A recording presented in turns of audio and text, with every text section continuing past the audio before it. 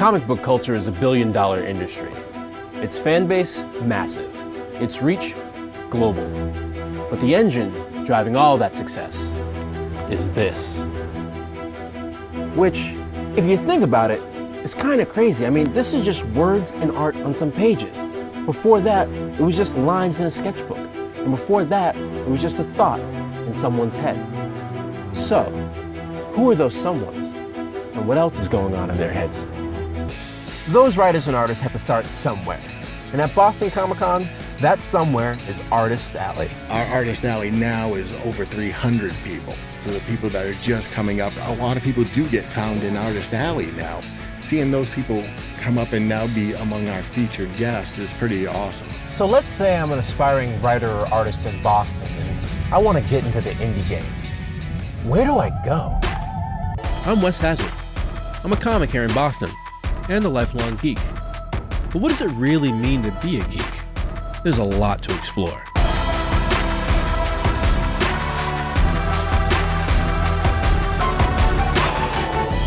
The Secret Worlds of Boston Comic Con, presented by your New England Chevy dealers. We're heading to the Boston Comics Roundtable, a collaborative space where people can dip their toes into the comic waters or cannonball straight in.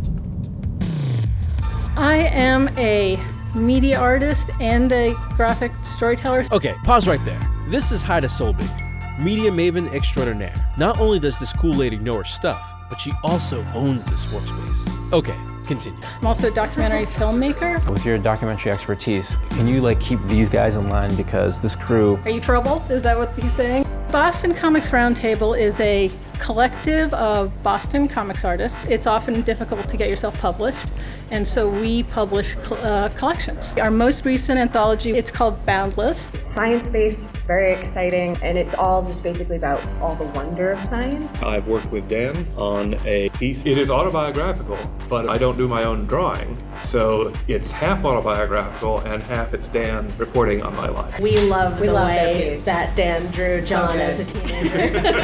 We got the sideburns and everything, love it. All of our anthologies have the word bound in them. The first couple were called Inbound, In a Single Bound, Outbound, Spellbound, Inkbound, Hellbound. We're actually getting a little tired of bound as a phrase. Lost and bound, yeah. Oh my God, that would work.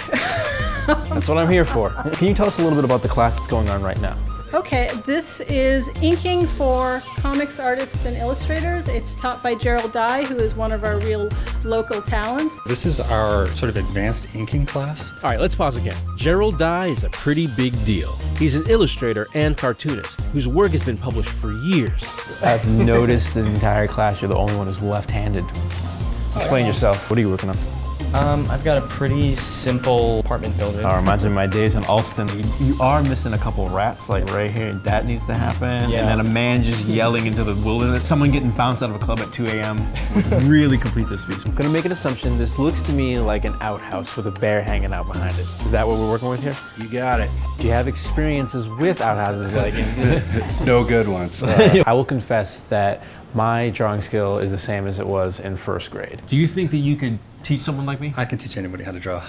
All right, that's a bold statement. We're gonna find out. Let's give this a go. So I'm going to teach you how to do a basic hatch, and I'm going to create some structures from it. Gerald, right now, is very patiently teaching me how to draw.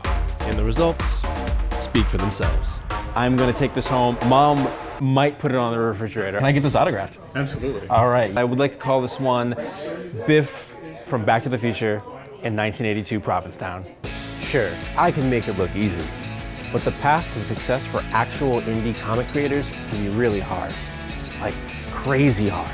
There's almost like two industries within the comics industry, because there's people who want to write and draw superhero comics, which are almost exclusively published by Marvel and DC, which are really hard to break into. And then there's the indie scene, like Image Comics and Boom and Dynamite and all these small presses. And a lot of times if you break in as an indie, you can use that as leverage to get a job working for one of the big two if that's where you envision your career going. As independents, it's not that we are being offered large sums of money to do this work. And we're saying, no, we're better than that. You want to be doing the thing you're really, really passionate about, but at least you get to do it at all. A small audience is a lot better than no audience at all.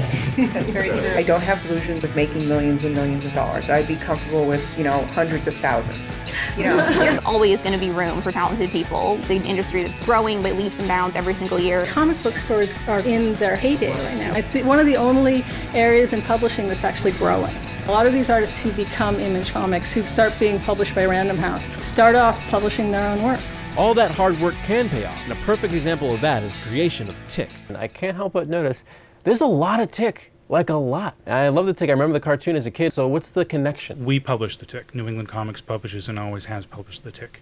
It started off as a cartoon in our newsletter back in 85, I think, 84, 85. It was a reaction to the grim and gritty, dark, postmodern, deconstructionist comics of the mid-80s. Teenage Mutant Ninja Turtles, Cerebus, stuff like that. So in The Tick, you have a character who takes himself way too seriously. He thinks he's Batman, really. And of course he isn't. Then the owner of our company liked it so much, he decided to put it out as a comic. It became a worldwide hit, spawned an animated series, live-action series, and they're doing a second one soon. And I'm not sure it ever was designed to catch on and be popular on its own, and it did. For me, it's not even so much about the fact that I want everyone listening to it so that everyone will know who I am. It's honestly so that I can spend more time doing it. Because if I get to a certain level, that enables me to make more things. And when you're being fed by your art, there's nothing better, because then we can afford to do the things that we love. We support other artists because we don't want them to leave Boston, because when they leave Boston, it's like we lose a little piece of our identity. Look for independent comics at comic book stores. You might pick up something that is the next big comic. Plugs. Don't miss Boston-born and highly esteemed artist Ming Doyle at Boston Comic-Con, August 12th to the 14th at the Seaport World Trade Center. We have classes at the Boston Comics Workspace, and if you go to the Boston Comics Roundtable, we have, under education, we have our classes listed.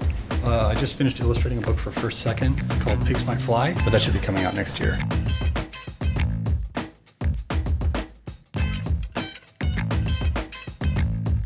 Come check out the award-winning lineup of tech-savvy Chevy vehicles on site at Boston Comic-Con August 12th through the 14th. To purchase tickets and for more information, go to bostoncomiccon.com.